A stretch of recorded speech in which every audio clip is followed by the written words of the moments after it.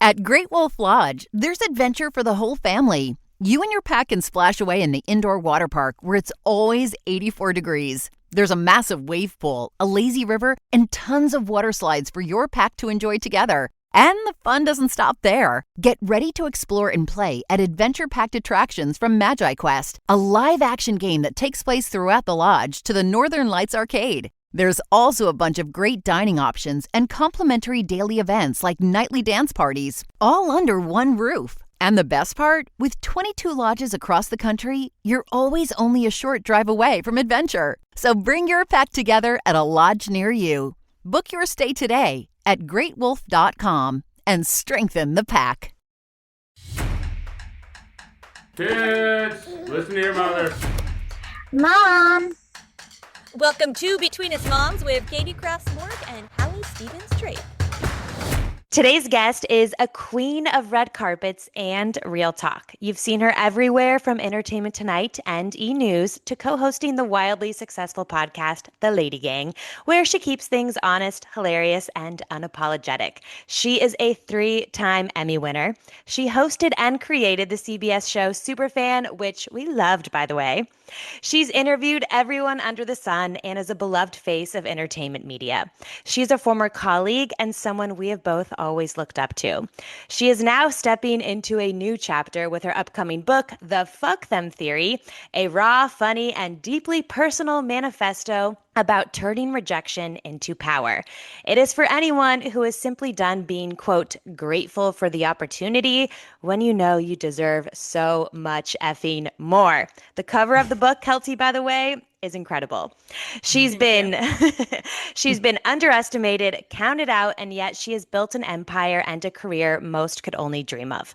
She has turned everything into fuel and into inspiring success. She was like a mother to us at Entertainment Tonight.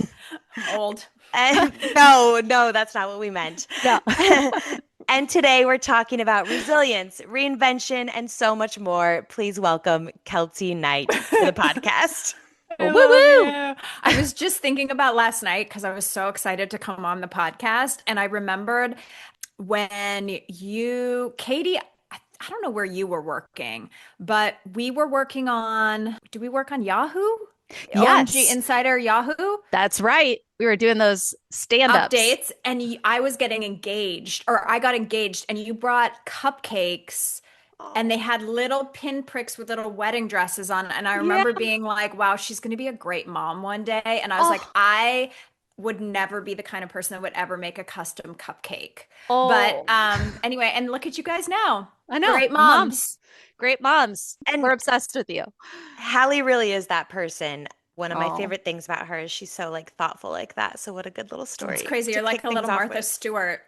Well, Keltie, I look back at that time and I was like, that was when I was learning to like write news. And I was like, damn, that was probably really rough for you to read those first scripts of mine back in the day. But you were such a trooper. You've just always been someone we love so much. And you're like, truly, I'm so glad you're here because you're a girl's girl and you give the best fucking advice. So this book, we've got to talk about it. And let's just dive in. There it is. There it is. Cover. It's all sparkly. It is so good. It's like rhinestone. Yeah, it's like, so this is just like a fake cover. This is actually Stassi Schroeder's book inside. But it's like, it has texture and glitter and yeah. It's so bedazzled and I'm obsessed. Okay. What was the exact moment in your life that you realized you had to write the Fuck Them Theory? I think that this brewed when I left Entertainment Tonight, at our alma mater. There's a weird thing in contract world when you're kind of forced out of a job because there was budget cuts and they couldn't afford me anymore. And it was just like one of those things where they allow women, and now that I say it, actually, moms, now that you see it, you'll see it everywhere in corporate America, but they kind of do this thing where they let you say, oh, I want to like take more time and spend more time with my family. And it was interesting because over the years of entertainment news, I watched Renee Barge, I watched Nancy O'Dell, I watched Thea Andrews, I watched all these, Debbie Matenopoulos, I watched all these girly pops kind of leave a show and be like, I just want to spend more time with their family. And I was like, damn, these people must really like their family. Well, lucky for me, I don't have children, so I'll never have to leave a job and want to spend more time with my family. And then you you realize that like that might be a cover for like what's really going on, and they give you the grace of being able to say, oh, it's my decision, so they don't ruin your life, which is like so lovely. But I think that that was the end of a perfect storm for me, where I was at the company for a decade, and I had been so perfect. I had tried to be so perfect. I never said no. I never went against things. I didn't care if the flight was at 4 in the morning. I didn't care if I can remember going to see like the first ever episode of Bachelor in Paradise, and I flew all night, and like my hair was rumpled, and I'm like and I got off the plane into a van, dragged my suitcase across the beach, did my own hair and makeup on the beach, did my interviews, dragged my suitcase back across the beach, got back in a van, got back on the plane. Like, it was just like I never said no. I didn't see my family. I didn't have Christmases off. I really ran myself wretched. In the pursuit of perfection and never wanting to let anyone down. And then at the end, when that job ended, I had this aha moment where I took 2 weeks off and I went and did everything that I wanted to do. I saw the Grand Canyon. I went swimming in a fucking stream. I like went and saw my family in Canada. Like I just went around and lived some life. And that was when I was like, is being perfect worth it? Is holding your tongue worth it? And so that was sort of the start of what eventually has become this book now, another decade later. I have PTSD hearing you talk about this because what you do for this job. I don't think the general public understands how demanding and exhausting and yes, exciting at times this job is. But there is, like you said, so much travel and so much saying yes, and you have to be perfect. And if you say no, there's somebody younger and cheaper in line waiting to take your job. And so, yeah, hearing you talk about it, I have like a little bit of like, oh my God, I remember that. It's very fitting, we're in Devil Wears Prada era, and it's very much Devil Wears Prada. Yeah. And that's real. Yeah. But it also reminds me of motherhood because I'm like, we're trying, everyone's trying to be the perfect mom and they're like running themselves ragged trying to do it. So it's kind of parallel, I'd say. Goes hand in hand. Hand in hand. Yeah. Keltie, I feel like everyone always says, like, what did you learn about yourself in writing this? What did you unlearn about yourself in writing this book? In the book, I am telling a bunch of stories that are very imperfect, to the point where I actually haven't let my parents read it yet. My husband was the last person I read it, and his reaction was sitting on the couch where he would read a chapter and he'd look at me and he'd go, oh, Keltie. Because I'm a master manipulator. And I'm a master of the perfect cover. And so I have hidden so much mental stress, the way I've treated my body, the way I've treated my soul, the way I've treated other people, the way I've gotten small revenges, the way I've manipulated the world in my favor, a lot of really ugly parts of myself. And I think what I'm learning in this book is, for a very long time, I thought it was good to be good. And now I believe it actually might be good to be bad. Because good to be good is doing everything everyone says, hiding your eating disorders and your fact that someone called you curvy at the Emmys. So then you instantly went and got prescribed illegal GLP-1s and lost 15 pounds in a month. And everyone was like, oh my God, you were so snatched. You're so beautiful. And you're like, I am sick. Like I'm sick in the head.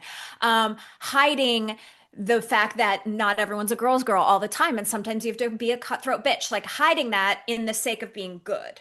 Whereas I actually think being honest about the things that make us bad might be the best way to live, because I feel so much freer in being able to say, hello, everyone. Yes, that was me on Housewives talking about my facelift at 44. Hello, everyone. I was launching my CBS show Superfan at the same time my brother was in the psych ward. Let me tell you what it's like to get someone a bacon sandwich every day, spend 5 hours with them in the psych ward, and then be told by executives that you're too tall, short, loud, quiet. They hate your dress. They hate your show. They're not going to even give you a marketing budget for it because it's so bad. Like, but I shut up. I kept it all in because I wanted to be good. And now I just believe that, like, fuck it. I'm going to be bad. And I love that when it comes to career. I love that when it comes to womanhood. And I love it in my mom friends. When you come back, like, I know this is a mom podcast. Like, I like when Jackie Schimmel jokes about giving her baby a martini. Yeah. Like, I fucking love it. I think it's funny and it's loud. And like, this pursuit of perfection and being good is going to kill us. So I love being bad, and badness is good. Yeah. It's also not even badness. It's honest. And human. It's speaking up for yourself when you feel like, you weren't supposed to have a voice because you're not supposed to ruffle feathers. And if you ruffle feathers, you don't get the job, or you don't get the friend, or you don't get the invite, or whatever it is. So I don't think it's being bad. I think it's being badass.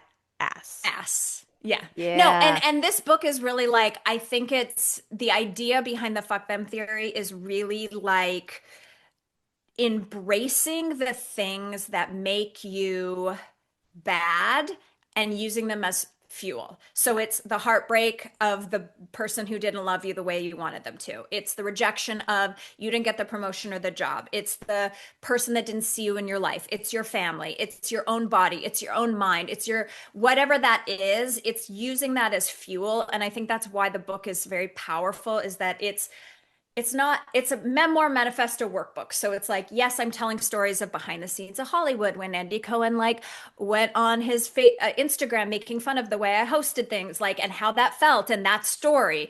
And then I'm like, well, what can we learn from this? Sometimes the haters and the people that are like really shitty to you, they have a point. And if you take that point, you can become powerful. And then doing the workbook of like, what do your haters say about you? What do the meanest people in your life continually say? Well, they say I talk too fast and I flail my arms around. Well, Andy Cohen was right. I went back and watched the footage, and I did talk too fast, and I'm still talking too fast. And I was flailing my arms around, and I reined that in, and now I'm very powerful. So, I mean, it's like, it's kind of that with money and power and love and all these different areas of like, here's a little story. Here's how I think it can help you. Here's some work to do to like zone in. Oh, and you know what? We got to let the listeners know just a little bit about you. When we said you're a girl's girl, we texted you and we were like, you are so successful at podcasting.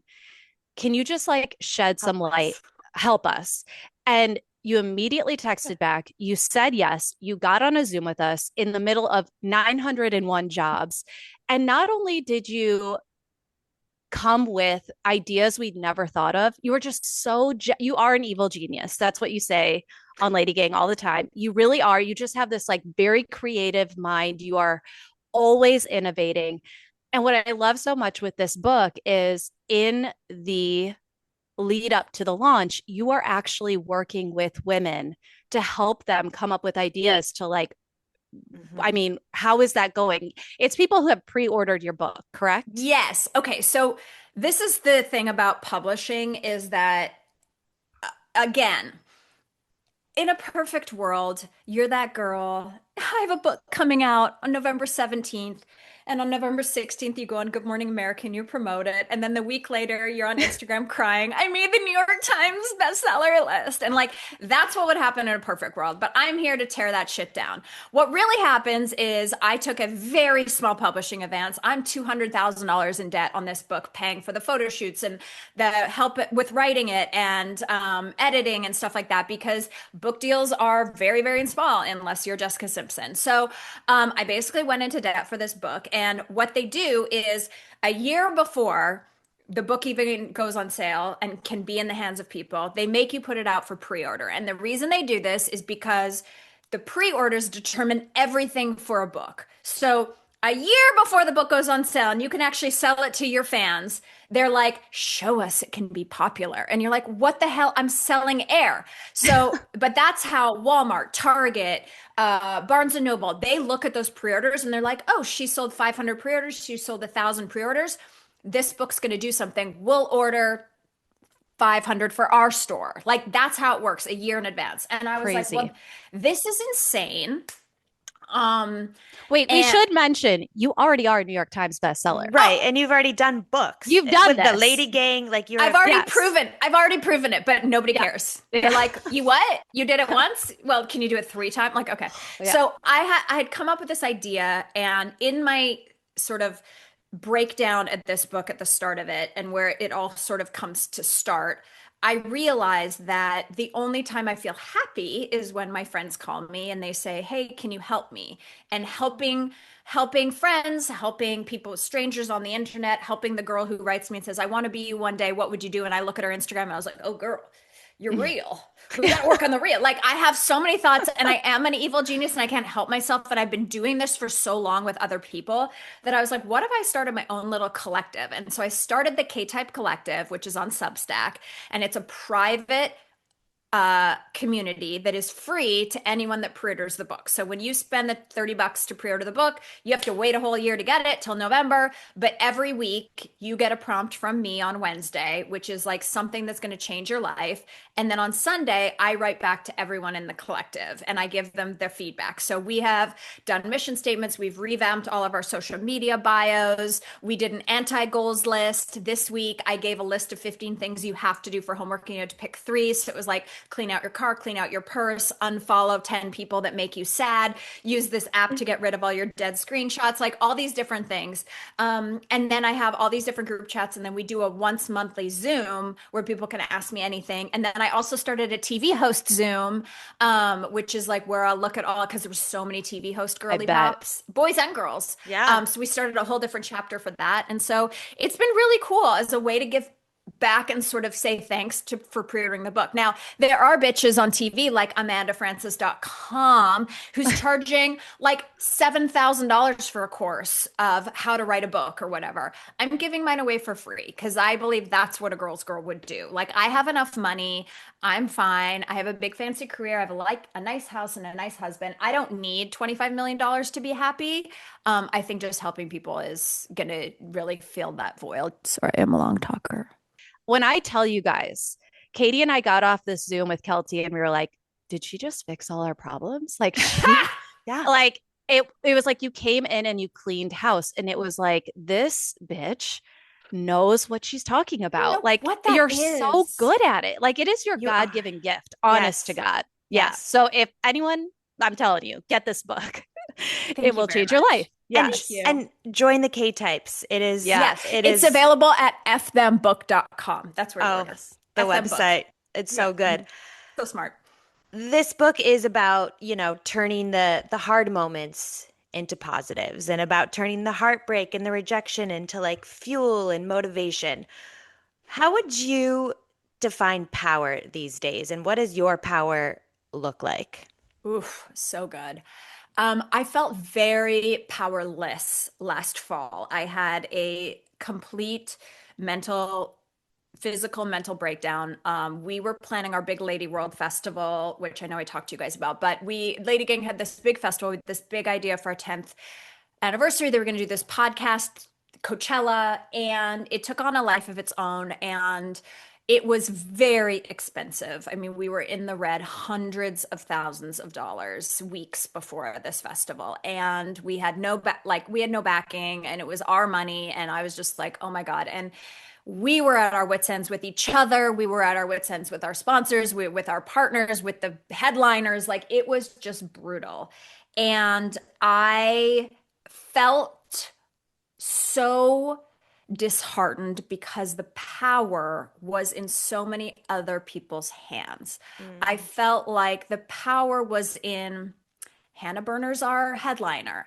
If she would just post on Instagram one more time, even though it wasn't contractually obligated, she could sell another 400 tickets, and that would mean I could get another bathroom. Like, you know what I mean? It was like shit like that, where it was like, oh, if I could just get the flights to Florida to be just a little bit cheaper, or these people that were, didn't have the money to come, if I could just fly them for free. And then, it was just like all these different things happening where I felt like I had set up my world to be so dependent on other people for my success. It drove me bananas because I've always been very self-made. And I had a complete it's all in the book, but I had a moment of incredible darkness. I had a moment of many moments leading up to that of like a lot of abuse of pharmaceuticals and drinking. And I was probably my worst that I've ever been. And once that happened, I really took 2 months off. I took November and December of last year off. And I got very clear with what would make me feel powerful. And what would make me feel powerful is I never had to wait for anyone to do anything for me, for my bank account ever again. I don't want to have to wait for a contract or a job or an influencer or a brand to do it the way I thought it should be done.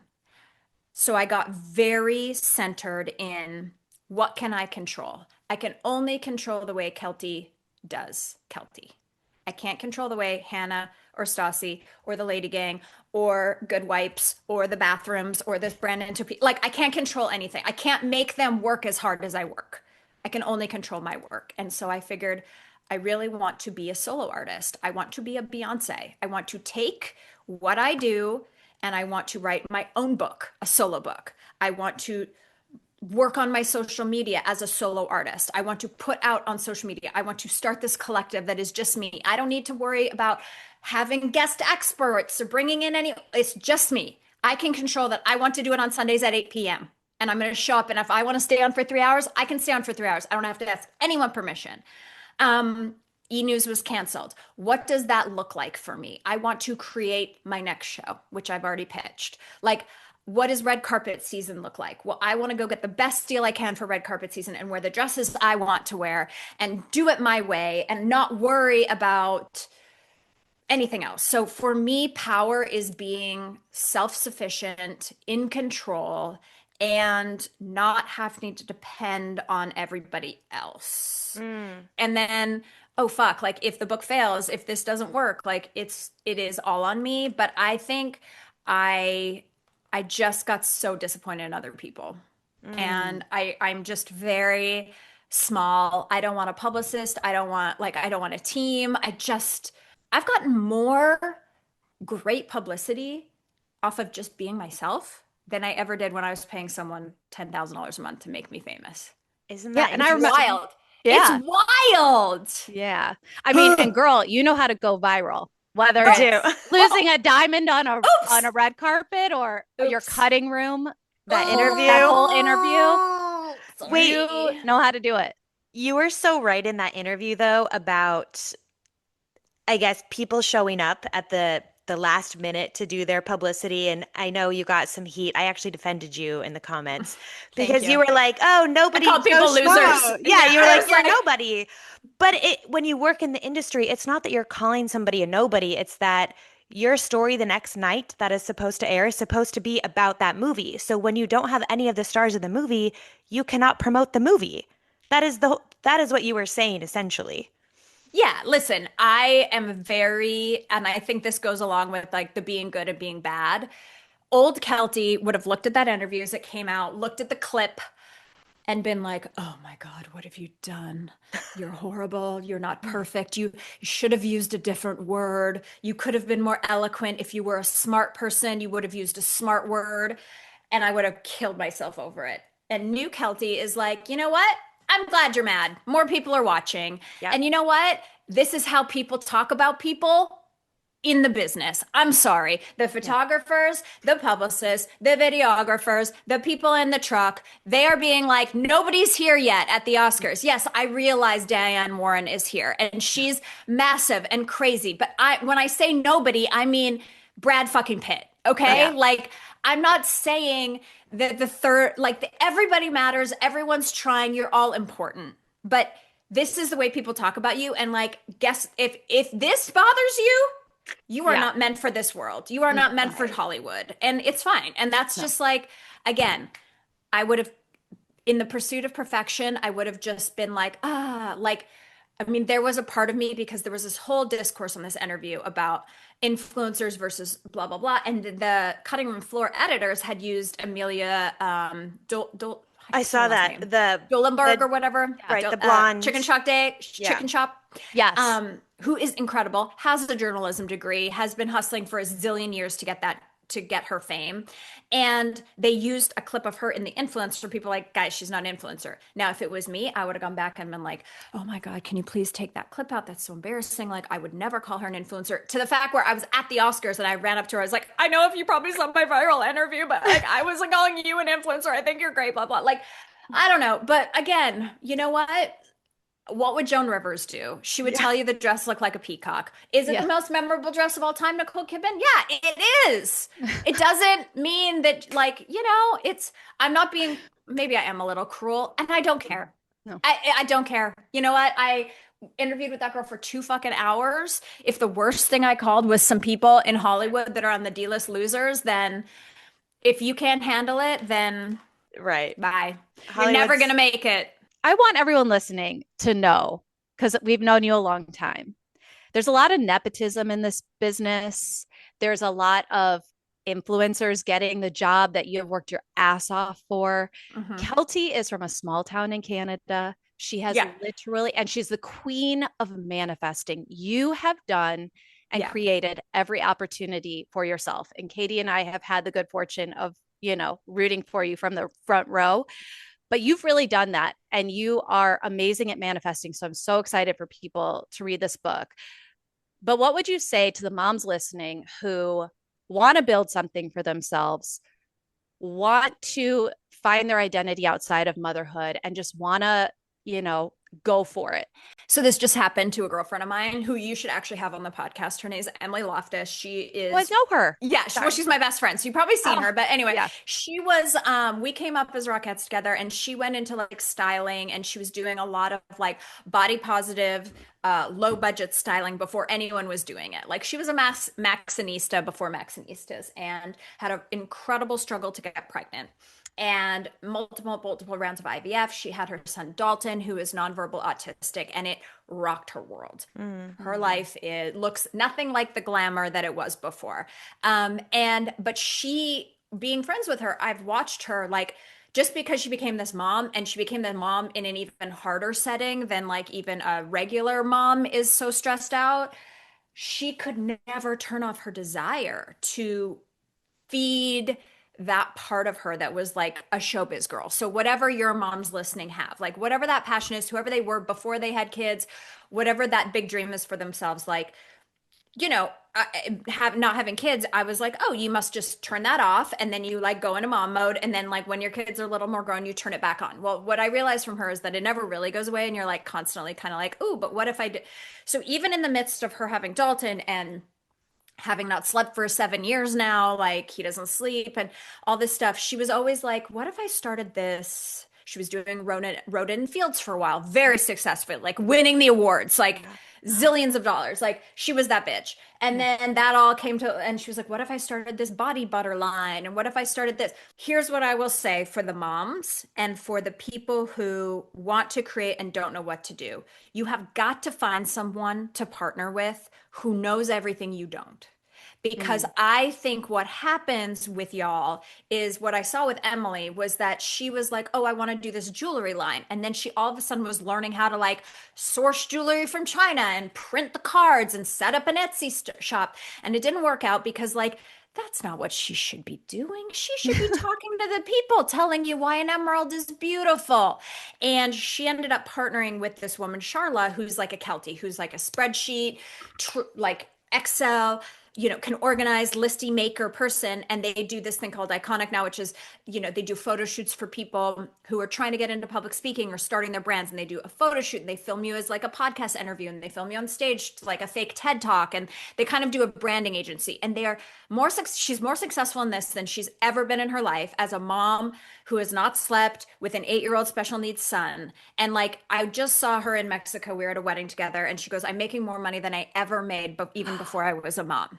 Wow. So I say that but when it clicked for her is when she partnered. So I think that sometimes we're sold this like, and listen, I'm not a mom, so give me grace here, but I feel like we're sold this thing by the internet and like that mommy blogger that you can just start a business by yourself out of your kitchen, and then like that can be your thing. I actually think that we may have more success if we slot ourselves into something that is pre-existing in an area of our expertise. I found out right now that doing like a fractional CMO, a fractional producer, this fractional thing is like the new thing where it's like, you pay me $6,000 a month and you get 15 hours of my expertise. This is a Ooh. real thing that people are doing now, where like maybe a company, I can't afford to hire a full-time marketing person for Lady Gang, but I would love to have someone who was in marketing before they became a mom that can give me 15 hours a week, that could go through my business and my social media and my spreadsheets and my budgets and look at them and be like, here's what I would do for your ad spend. That would be fucking great for me. Where is that person? If she's listening to Between Us Moms, please DM me at Keltie. But so I think that there's like this thing like where I just said, oh, I want to do everything myself. I think for the moms, you guys don't need to be doing the trademark and the tax return. Like, I think you should slot yourselves in where your expertise can be powerful and your time is powerful instead of starting a company from scratch and thinking you can take over the world. We thought that because like that's what the movies and TV is making us feel, but I don't think that's realistic. Yeah. Does that make That that makes hit? total sense. Yeah. One Sure of the, does. it does. We talk about this all the time As too, two girls who because started something from scratch, but you know what I mean. no, but we very Yeah. much like yin and yang each other, which I think is also very important, is to like work with people where like you have some strengths, they have strengths, and you like can come together and like be more powerful Whole. Because we together. found that in TV, right? It's like we worked on these teams with people, and you're like, everyone has a job. And then it's unrealistic to think, like, let me say, I'm working on my own and I'm being all powerful in my solo area, but like, I still have a book team. Still have people doing all the work. It's just that I'm in control of it instead Yeah, of, you know what I mean? But it's like being on a team is not such a bad thing. We don't totally. always have to be on our own, like doing it from scratch. So Totally. true. One of my favorite questions, Keltie, and I feel like you'll relate to this for artists, is to ask, like, who are you worried about getting an angry phone call from when they hear the Mhm. song? I'm curious for you. Ooh. Who are you worried about getting an angry phone call from when they read this book? Or even just like, maybe it doesn't have to be No, we're gonna No, stick with I mean, angry. I like yeah. angry. No, I like angry. So there's two. One is my parents, because they are the only people in my life that I haven't quite turned into a bad girl in front of yet. Like I still care so deeply when my mom thinks of me and want her approval. And so for her to know a lot of these things is like, ugh. Like I have an easier time. We're recording this. There's an episode of Real Housewives of Beverly Hills that's coming out, and I see Dorit, and she literally is like, "Oh my God, you're aging in reverse." And then I tell her I had a facelift, which I did a year and a half ago, which I told no one about. It was a secret Dr. Diamond facelift. I went away for 14 days, and I came back with this chin, and I look amazing. And You do. You do. everywhere I go, people are like, "Oh my God, you look so good. What's different?" I was like, "I don't know." And I wasn't going to tell fucking anyone. And then I went to the Rachel Zoe's birthday party and I didn't even have a mic on. I'm just talking with Dorit. They're not filming me. There's no camera on me. I guess there was across the pool. And they call me and they're like, this is a HIPAA violation, but like, can we put this in? I was like, sure. Well, I was going to tell everyone in the book because I'm talking about like, just get the fucking surgery. Like, Yeah. don't worry if anyone's gonna think you're dumb or vain or like, fuck them. Like, I don't care. I don't care if everyone's like, oh my God, she looks great, but you know she had a facelift. Like, go fuck yourself. I did. And I'm like fine with that. So it was all hidden in the book. But like, I didn't tell my mom. I didn't tell my mom I was having a face. Like, it was a secret facelift. I told two gays. That's it. She's gonna be so mad at me when she reads the book and she's like, honey, why didn't you tell me? Like, that I'm scared about. And then I'm also scared there's a story that I'm telling that of the hopefully millions of people who read the book, there's probably 20 people in our lives that will know who I'm talking about in this book. But there was a girl that I worked with, and she was, there's an entire chapter I'm talking about dress the part. And I'm talking about wardrobe and fashion because it's such a big part of what we do and who we are as women. And I hate that Gen Z and these like new people are like, they're like, well, no one should give a shit what I wear. They should just like, they should know my brain and my work. It's very Andy Sachs, Devil Wears Prada. This is perfect timing. You know, when she goes in Yeah. the cerulean sweater and Yeah. she's like, who gives a fuck about the clothes? Yeah. And I'm like, everyone cares about the clothes. The clothes are your calling card. It's how you get noticed, is how you get people to take you seriously. So years ago, I worked with this girl and she's like a human Rolodex. She's so smart. She could be an executive producer of a TV show, but she will not wear a blazer. And I was like, oh, maybe you don't have any money. Let me get you some blazers. And I bought a bunch of blazers. And I was like, this is my gift to you. Go fucking get them, girl. And like, just never took the note.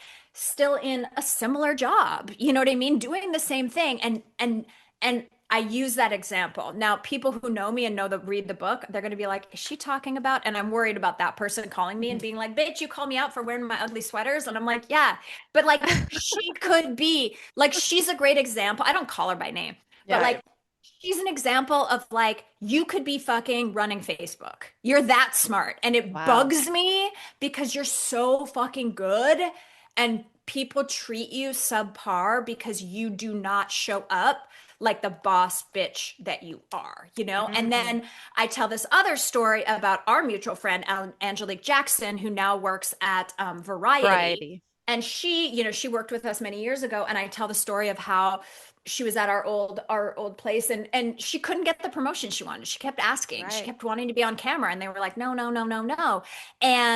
But she would show up to these carpets. Like I knew she was wearing Forever 21 and H&M, but she was treating it as like all of us were, like this was goddamn Balenciaga. You know what I mean? Like she like came the part. And I talk about how sometimes the people that are around you, they can't see you the way you want to be seen and you have to go somewhere else. And I talk about, you know, I saw this job posting and I was like, this would be perfect for you. And she went and applied, she got it. And now she's on the red carpets doing exactly what she wanted to do I am an evil genius, but like in the dresses with the sponsorships, the way she wanted it. But like at the time, people just couldn't see her that way until she started showing up as the star that she is. And so I use her as, I sent her the chapter before. So I'm not worried about her angry phone call. I was like, is it okay to use your name in this? I love that. I love Angelique so much. So she's amazing. And she's a great inspiration of like, you know, sometimes you got to be bad to be good. Sometimes you got to say goodbye and be like, you rejected me over and over and over again. There's only so many times I'm going to take it. And instead of let them overlook you, let them pass you over in rooms you deserve to be in. No, fuck them. I'm going to go apply for a different job and I'm going to show everyone that you really missed out because I am that girl, you know? Ugh, yes, I do. I love that you sent her that job listing. You would. I saw it. Mark Malkin posted it on Twitter. And I was like, I texted Mark right away. I was like, I have your girl. I know exactly who it is. And I connected them and she got I mean, listen, I just set you up. Like you have to go in and get yourself the job. And then you have to do the 5 years of absolute fucking grunt work. Right. Like it wasn't like they hired her and then she was hosting Oscars red carpet. I mean, she did another decade of asinine amounts of work before she was producing covers and stuff. But yeah, she also grinds. Like that girl is out every single night on different. Exhausting. Her and Mark both are out every single night. So tired. Yes. Speaking of which, I feel like we have to talk a little bit just about the Hollywood of it all. Yes. So what's something about Hollywood that would shock people if they knew it? I think that they would be shocked to know how unfun the parties are.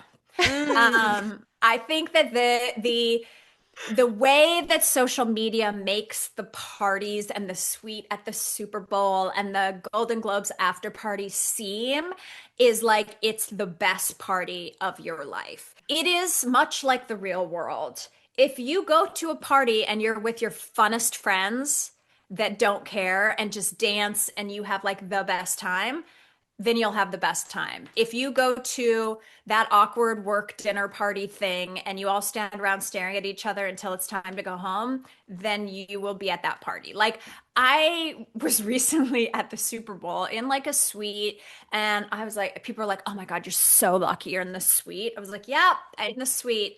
It was boring as hell, not fun, could see any celebrity. And I was just like, I'm more excited about the fried food than I am about any of this. Yeah. And then like the next week went to like play canasta with my gays and eat a delicious stuffed shell pasta and was like, this is the life. This is the party I want to be at. So I think everyone like all these little influencer dinners and the parties and the fashion weeks, like it looks so fun and glamorous. It's a lot of people standing around awkwardly, getting their photos taken and then leaving, as you guys know.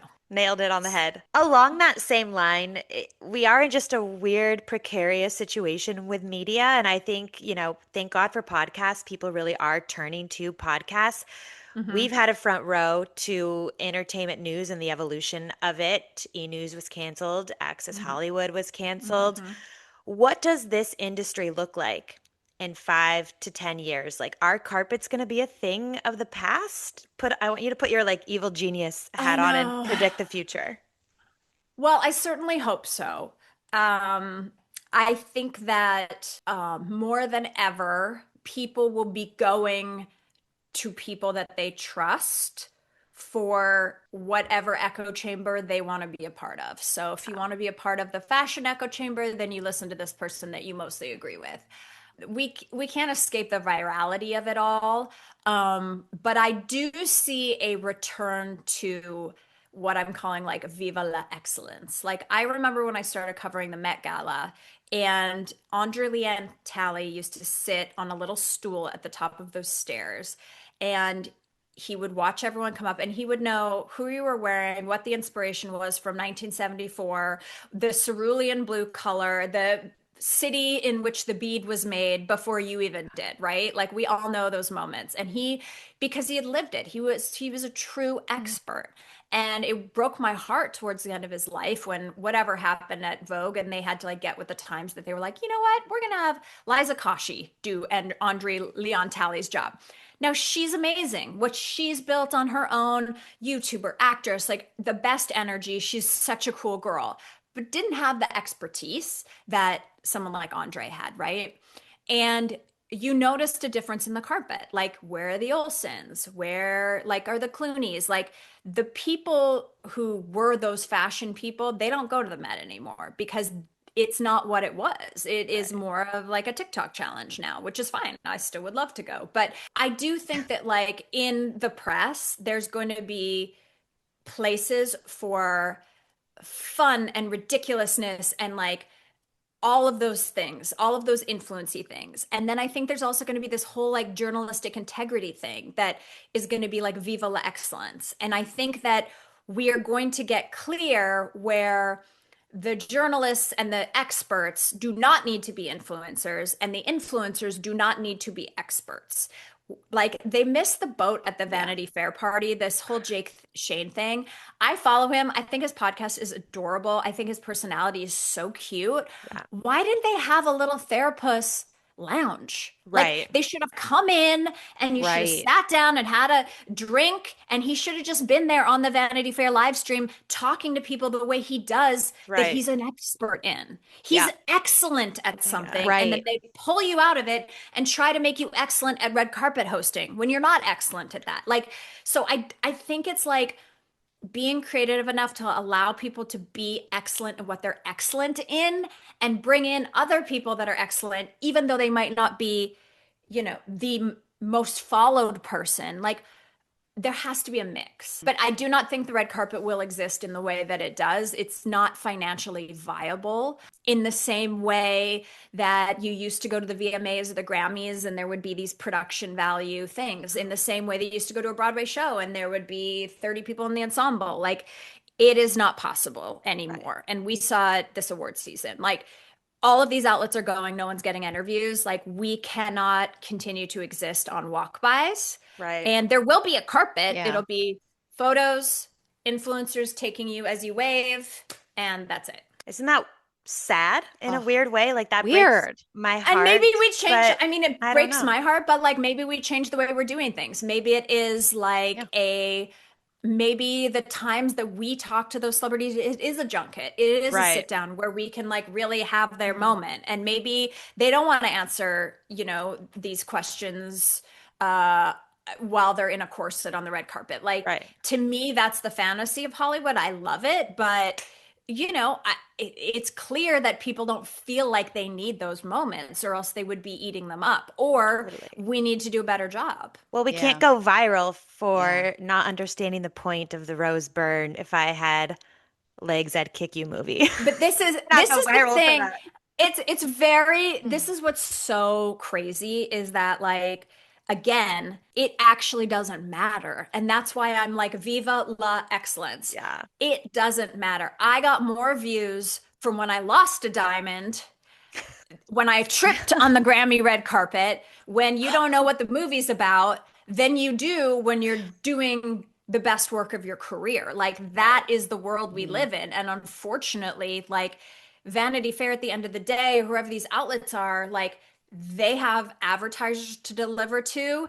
And I don't know that I've made a media deck for anything that I do, including this book, that has been like, she does a really good job. And the brands are like, oh my God, yes. Like, it's like, no, you have this many followers. You could get them this many brand impressions. That's what they care about. Like, we are also not idiots. We're in the business of making brands money. And so at the same time, it's like, well, that definitely got a lot of views. Like, when I went on the Vanity Fair live stream the next day, 10 million people had watched it, whether they watched it because it was terrible or they watched it because it was good.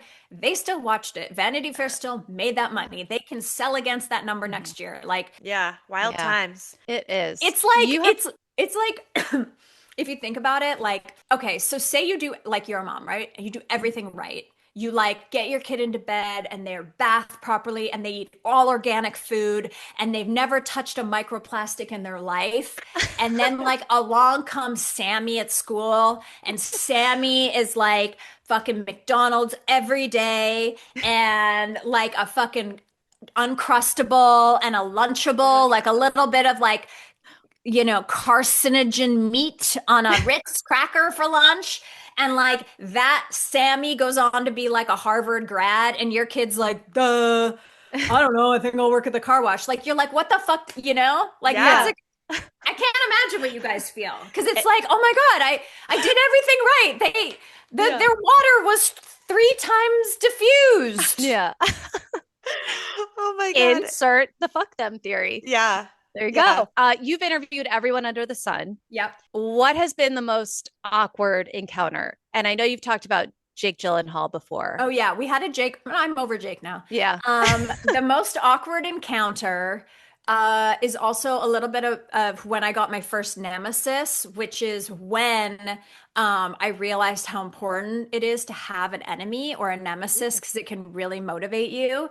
I was working and I was interviewing Chris Pratt, and I had spent so long perfecting my questions, and we used to share like a database between a couple shows, and we shared a room, and I was second and this person was first, and they went up and they read, you know how intense I am. I knew exactly what was on my card, and I knew the order and the questions, They stole your questions. top to bottom. This happened to me once too. And oh my God. Wait, I'm who was looking- it? Can I you can't say? tell you. Okay. No, because now I'm like chill with this person finally. Oh my I looked at the card and I was reading the questions off my card as I'm sitting there. We share a room, so I saw it. And I got up to do the interview and I was like, I don't know, like, I'm gonna look like such a dumbass because it was like, I'm gonna ask the exact same questions. And they were like interesting. Now, in hindsight, maybe it wasn't this person's fault. Maybe whoever the producer was put it in the blogosphere, and someone else, an intern, pulled the questions and printed the cards. And but after the interview, I was like, you stole what the hell, guys? Like, you stole my questions. And they're like, what are you talking about? No, we didn't. Gah, gah, gah. And I was so mad about it. And then it started a whole 2-year rage, like, HR situation. But then it was really fun to be hated because I realized the freeing of like, you don't have to be best friends with everyone at work. Like, Right. up until that point, I thought I did. I thought everyone had to like me. Everyone had to be on my side. No, guess what? I got paid the exact fucking same. Yeah. Whether this girl hated me or not. Well, Great. and that person now has to go to bed knowing that they stole your questions. Or maybe they Or maybe they didn't. Maybe they didn't. Maybe they feel like it was in the computer and they just took them. Like, somewhere along the lines, 1 through 6 was exactly the fucking same. Ooh. So it's stuff like that. Like, what a blessing to be hated. What a blessing to be hated so much that you have to be scared about seeing that person out or like in a room, and how you're going to act and how you're going to ignore them and how you're going to look the other way, and who you're going to choose to talk shit about with them, and who you're going to choose to just be like, oh my God, no, they're like so talented, even though you don't feel that way. It is a blessing to have a couple enemies in your life. I think it keeps you on your toes and keeps you hungry. Whether it's an ex-boyfriend, an ex-husband, an ex-boss, like I just love the idea of an enemy. I've never heard anyone say that. No, you're good I at actually love it. I'm like, we got to clip that out. Yeah. Yeah. I love it. I think it's really important. You got to have someone you hate. And I changed mine up. Like, that's why I don't even need to name that person, because like I've had 5 enemies since then. I had an enemy all last year that like I've just recently, they never knew. I've recently forgiven them and I've moved on to a new enemy. And it's so fun because this enemy is someone I've never even met. I just fucking I hate the way they operate. I hate the way they operate and I like obsess about it. I think about it. I look on Instagram. I'm like, I fucking hate you. Like my God. I don't even know you. Keltie, we have taken up so much of your time. So we're going to wrap I up drank here. my entire McDonald's Diet Coke, which it's a good day. Yeah.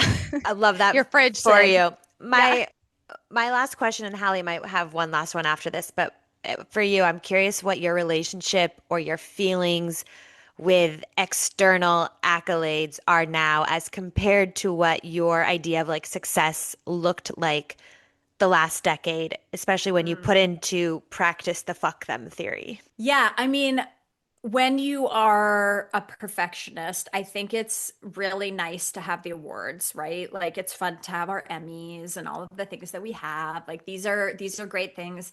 If for only the reason that people take you seriously, right? Like it's like a little bit of a I'm sure it's the way you're going to feel like when your kids graduate from high school and you're like, "Oh, here's proof that I didn't fuck it up completely." You know what I mean? Even though it felt messy and hard and weird and overwhelming, like I did it and here's proof.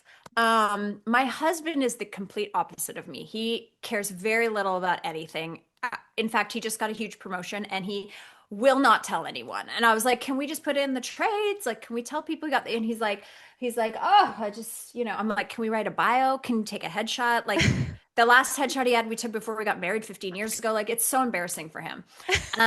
Keltie's husband is like, has a very cool up there. Fancy, yeah. Fancy he job. just got to be the EVP of Rock Nation. I mean, it's massive. We're so excited for him, but nobody knows. Huge. But I'll say this. I'll say that my favorite accolade of all time is money. And that is what we should focus on, because money truly makes you happy, and not happy in it's gonna serve your world or fulfill your soul, but it makes life easier. And anyone who says it doesn't is fucking lying. Like money makes it easier. It makes it easier to do the things you want to do. It makes it easier to take care of your family. It makes it easier to take care of your parents. It makes it easier to take care of your face. It makes it easier to pay your mortgage. It makes it easier to exist in the world without fear of what's coming next and making big, bold decisions because you have some money. I have been very rich. I have been very poor. I strongly urge you to get rich. It is much easier. And we do that by lifting up other women, asking for what we deserve, asking for the raises we deserve, being a little fuck them in our soul, and knowing that we deserve a place and we deserve greatness and we deserve to be paid, demanding excellence in what we do from ourselves, from others that we work with. Like all of those things go into that financial security boat. And so I would, I look at people that we've worked with and stuff, and now at Entertainment Tonight, some of them are like, I am a 14-time Emmy winner, because you win every year, right? Well, each one of those Emmys cost $800. And so to me, I'm like, well, at some point you stop buying the Emmy for your wall, right? Like at some point you're like, I'm going to put this in an IRA or invest it in crypto and like put in a retirement fund, this 10 grand that I just spent on Emmys for my wall to make people like excited about me, So I love an accolade. I love it to start. I think it's important to have a handful of things that you can fall back on to be like, that make people take you seriously. But the thing that will make people take you the most seriously is financial success for them and for you. Yeah. If they win at their company with the work that you're doing, that is the biggest accolade. If you're winning with what paycheck you're cashing every week, that is your accolade. Yeah. I mean, so you just cunty, lit a right? fire under my ass. I'm like, I feel so inspired. I don't think people know that you have to buy your own Emmy when you win. Right. If you want the trophy, people don't know that. Yeah. So So like if you're on your 10th Emmy or your 5th Emmy, that's like $500. Like, Yeah. or no, It's like 8,000. If you've had 10, it's $8,000. $8,000. That's And crazy. Right. I'm did like, you bitch. you can also buy a plaque that says you are nominated for an Emmy. I never did that. I got the certificate, which I think was $20. I could Yeah. have, anyway, live your life. Yeah. But it's a weird thing. And I think it's like all that money I spent on publicists and go. Like the only really good money I spent was on that facelift. I mean, you look You look fantastic. good, girl. As a follow-up, Keltie, do you feel like even in your, and you did talk a little bit about this earlier in this podcast, even in your darkest moments, do you feel like money mattered? Yes, because money pays for therapy. And money pays for my brother's therapy, and money pays for my brother's in care. I take care of him financially. It pays for his in care nurses, and it pays for your nanny, and it pays for your trip to rehab, and it pays for the IV that is gonna, so yeah. I mean, I have a lot of friends that and even listeners of the Lady Gang podcast that are like, I'm so down in the dumps. And I'm like, what about BetterHelp? And they're like, I can't afford it, And so, what a luxury it is to be able to get a massage. What a luxury it is to have a Saturday and take your friend for brunch. Like, you don't really realize when you're living so paycheck to paycheck. I can remember a time I was living in New York when I was a dancer, and like it was choosing between paying your rent or eating, and you were like, okay, well, if I get this bread and olive oil from the bodega, I can eat half of the loaf for breakfast and half of the loaf for dinner so that I don't have to buy food. Like, and there's a lot more people than you think that are struggling in that way. And so, yeah, I think it's way funner to have a mental breakdown in Ibiza like I did on the yacht than it is, but it can happen anywhere, and none of like the money's not going to make you happy, but it allows you to get the help you need for sure.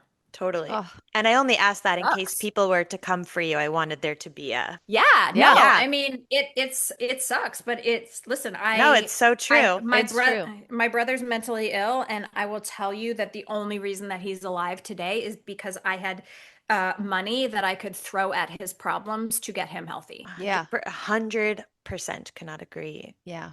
And I love that. Ask for your raise, have a little bit of fuck them theory in your heart, and Support other people. Yeah, and the lifting women up. Like, and you live that, Keltie. You live do. that. And I think it's so important. I'm in a women in podcasting group. I think I told you this on our call, that is like 20 of the top podcasters, and all we do is talk about our rates. I'm like, oh, you have a deal with McDonald's? How much are you charging for ad? And we share because we're like, this is what men do. Men help each other, and I'm in contract negotiations right now. I want to know what every other red carpet host is getting paid so that I can make sure that I'm not taking, we all saw the Kat Sadler thing with Jason Kennedy. It's like, I love Jason, but it's like, man, when you realize that you're making hundreds of thousands of dollars less than the person doing the same job as you, that's brutal. Like, we don't have to be that. Nope. Yeah. And guys, she's serious. She told us the exact dollar amounts she has made podcasting. And it was so helpful. Like, it's just, you really are this is what walking you should the be walk, making. talking the talk. I love and you, I girls. think, we love you. And we're so grateful for your time. You guys need to follow Keltie on social media. She's an amazing follow. Watch her on every red carpet. Pre-order the book. Pre-order the book. fmbook.com. Thanks for hanging out with us on Between Us Moms. Don't forget to follow us for more mom content and good conversations on all the socials. We're also on Substack and have a newsletter filled with tips, tea, meal ideas, and mom stuff you won't want to miss. And we've got a secret Facebook group to connect and talk even more. Go find us.